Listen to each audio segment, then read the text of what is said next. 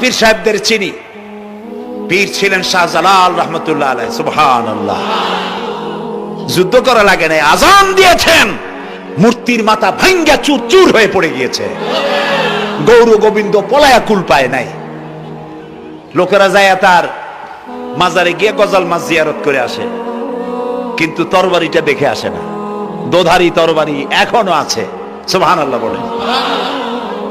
পীর ছিলেন হযরতে বাহাউদ্দিন নকশবন্দি, মুজাদ্দিদ আল ফিসানি রহমতুল্লাহ আলাইহি, বড় পীর আব্দুল কাদের জিলানী রহমতুল্লাহ আলাইহি, খাজা মঈনুদ্দিন চিশতি রহমতুল্লাহ আলাইহি, শাহজাহান আলী রহমতুল্লাহ আলাইহি। কত ওলিউল্লাহর মাজার দিয়ে আমার দেশ ভরা। আলহামদুলিল্লাহ কর। আলহামদুলিল্লাহ। এরা একদিকে মানুষকে মুরিদ বানায়া মুরিদের টাকা দিয়ে নিজেদের পকেট ভরেন নাই।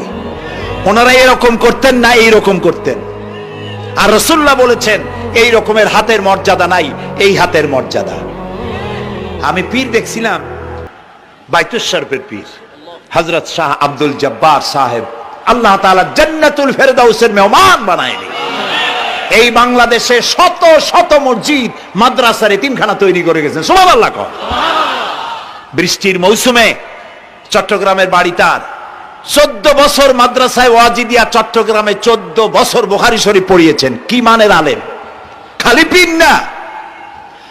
মুরিদরা যত টাকা দিত, এই টাকা দিয়ে বড় বড় মাদ্রাসা মসজিদ করেছেন। আর বৃষ্টির সময় সাথী সঙ্গী নিয়ে বস্তি এলাকায় যেতেন, পলিথিন দিয়া ছাওয়া, বাচ্চা আর তার স্বামী নিয়ে কাতরায় এক কোনায় বসে আছে, খাবার নাই, চাউল নাই, অসুস্থ, তাদের চাউল দিয়ে আসতেন, তাদের রান্না করার শাকসবজি দিয়ে আসতেন, ওষুধ দিয়ে আসতেন, হাড়ি পাতিল দিয়ে আসতেন।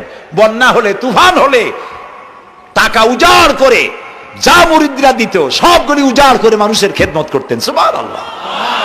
কাজী যারা জামায় অনেকগুলো পকেট সমানে নিতে থাকে আর ভরতে থাকে এইভাবে করে, এই ব্যবসায়ীদেরকে পরিত্যাগ করতে হবে। পীর হচ্ছে ওই সমস্ত লোক যারা নাকি ধর্মের নামে ব্যবসা করে না, বরং আল্লাহর দ্বীনকে প্রতিষ্ঠা করার জন্য কথা বলে। প্রিয় ভাই সব, আমাদের জেহেন সাফ করতে হবে, পরিষ্কার করে বুঝতে হবে আমার ভালো আমার মন্দ কে করতে পারেন? আল্লাহ। সম্রাট শাহজাহান নাম শুনেছেন? কোথার বাদশা বলেন? দিল্লির সম্রাট। সম্রাট শাহজাহান পৃথিবী জোড়া নাম তার। কবি বলছেন, শাহনে জাহাঁ কো জিনহে ফখর সে দেতে থে বাজ, ওয়াজ কবর মে হ্যাঁ সূরায়ে আলহামদু কি মুহতাজ।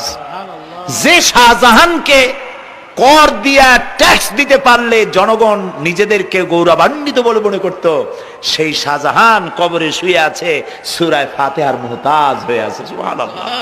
যদি কেউ আমার কবরের কাছ থেকে হেঁটে যাইতো আর একটু সূরা ইখলাস পড়ে সবরেসানি করতো, আমি কিছু পাইতাম। আহারে, এই এতিম ফকির হয়ে শুয়ে আছে।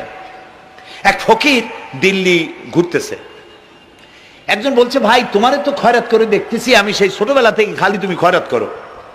একটা জিনিস আপনারা মনে রাখবেন, গরিব, আজকে যারা গরিব পরিশ্রমের মধ্য দিয়ে কালকে তারা ধনী হতে পারে, কিন্তু যারা ভিক্ষুক, যারা ভিক্ষা করে, জিন্দেগিতে কোনোদিন তারা বড় হতে পারবে না।